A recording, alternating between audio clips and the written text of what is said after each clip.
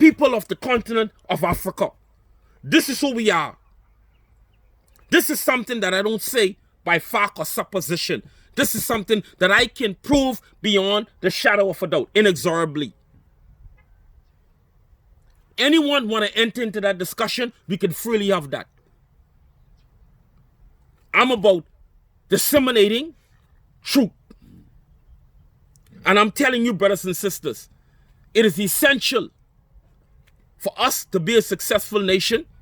We have to take back, first of all, our power to define. Yes. They have defined us.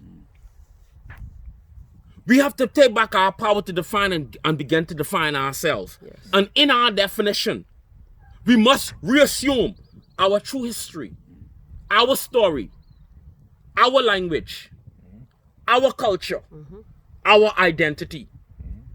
Only when we have formulated a constitution based upon these pillars, we become strong again.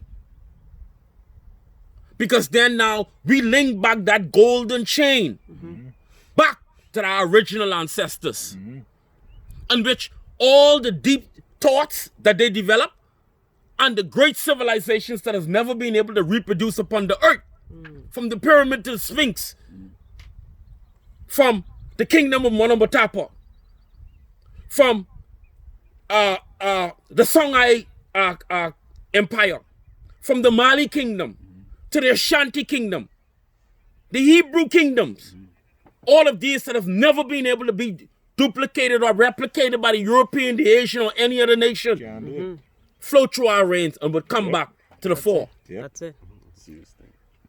But it involves us destroying this system. Shackle.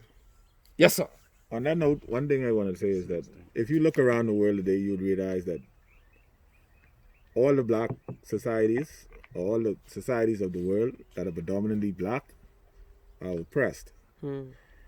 Even through history, the Bahamas has always been in the forefront. For a little small nation like this, the whole world sits down and listens when the Bahamas or when the so-called Bahamians talk.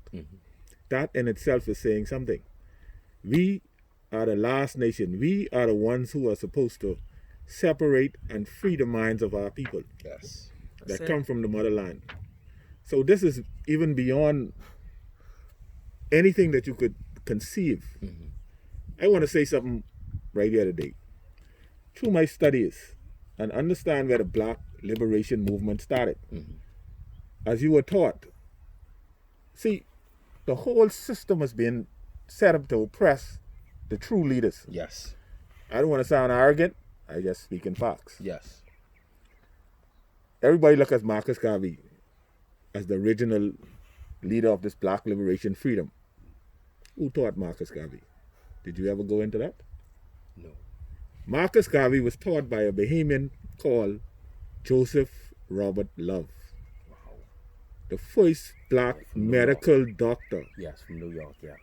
that came from, he studied in America, came back to the Bahamas. Because of the oppressive nature that was happening in our country, he left and went to other countries in the Caribbean. What was his and name? ended up in Jamaica.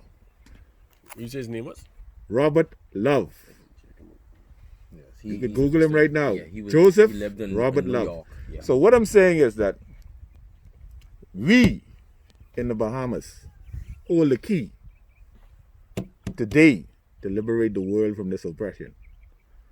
Miles Monroe said it, and I still believe that his death was not accidental. We need to understand that, yes, this is heating up, but we need to get together as a unit and realize that we could make this happen. The black man is never about oppression because there's always enough for everybody to have some. Man. This is what the Bahamian people need to understand. When they allow foreigners, Haitians, Jamaicans, Singaporeans, all those other people that come in our country, and immigration doesn't do anything about them, all of that is an oppression on the system. If I can't get you to work, I can let somebody come in the country and let them do the work because they are not going to be interested in whether they oppress or not. They are only looking for some.